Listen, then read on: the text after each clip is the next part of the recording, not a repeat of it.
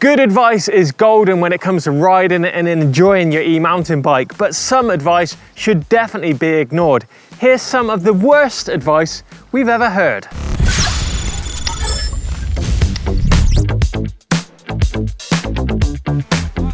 I don't know, it's just flashing at me and beeping. It's got a load of numbers. It says something on the screen, flashing. I got no power.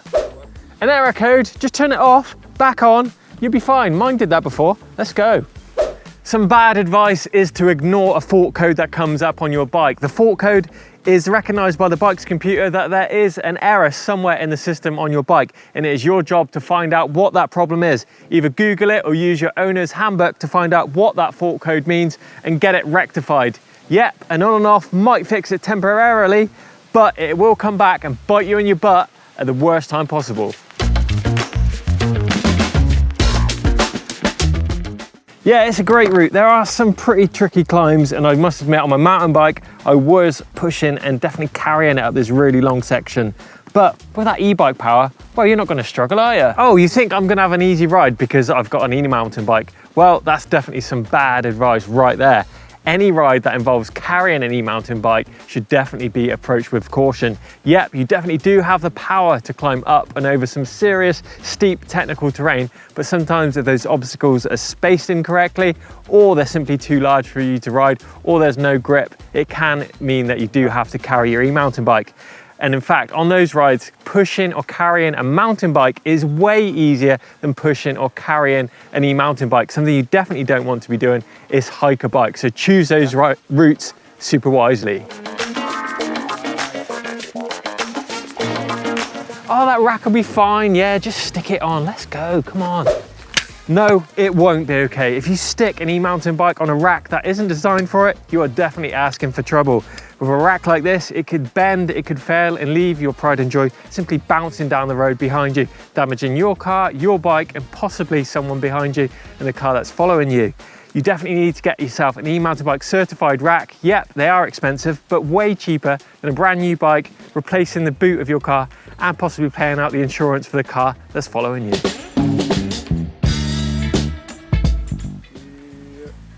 Yeah, you'll make that route easy. I mean, looking at this, it's only 40.6 miles and I've done 45 on the same size battery. So you should be able to do this one easy. That's definitely some bad advice right there. When it comes to battery range, well, this is gonna differ every time we ride. Even on that same ride that you do every single time, you're gonna be using different amount of watt hours, simply because the amount of time you spend in each power mode, your tire pressure, the ground conditions, temperature, lots of things can definitely affect range. So if you can get X number of batteries from your setup and using your fitness, it doesn't mean that someone else can replicate it.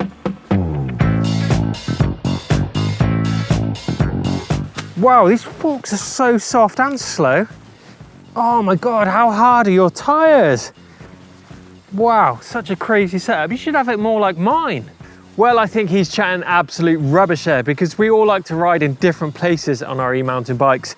And say, for instance, if you're at the bike park hitting some big jumps, you're going to want your suspension set up pretty stiff and a bit slower rebound than if you were out hitting a normal cross-country kind of trail ride on your e-mountain bike. Both very different styles of riding and require two different styles of setups.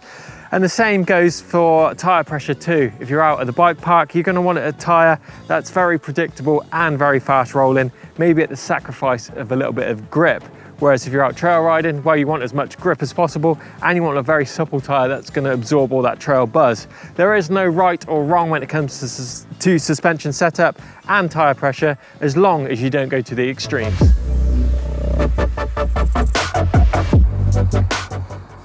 Oh, they'll be fine. We're only nipping in for 2 minutes. No, never leave your e-bike unattended or unlocked for any period of time. Thieves are well aware of an e-bike's value and will take it super quick. Even bikes that are locked up for long periods of time become an easy picking for thieves. Don't let your pride and joy get stolen from you. I don't know why you waste your money on that expensive chain lube. All I use is some old engine oil, or even this 3-in-1 does a great job of lubing my chain. Whatever, mate. Part of the process of riding an e-mountain bike is to keep your chain nice and clean and, of course, lubed up.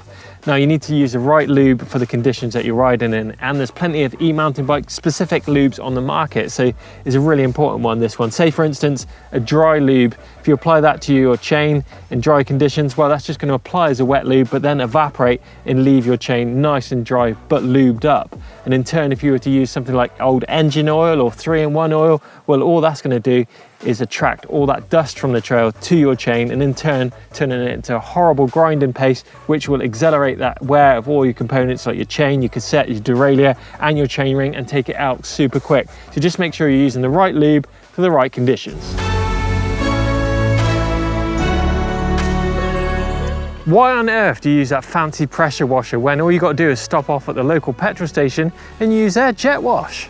Now the reason that I use a proper pressure washer on my e-bike is because well, I don't want water ingress in my bike, and I don't want to contaminate things such as my brake rotors with wax and shampoo too. Those commercial style jet washers, well, they're super powerful if you're standing super close, and they could even take your paint off if you're really close to your bike. Stay away from them and get yourself a proper pressure washer.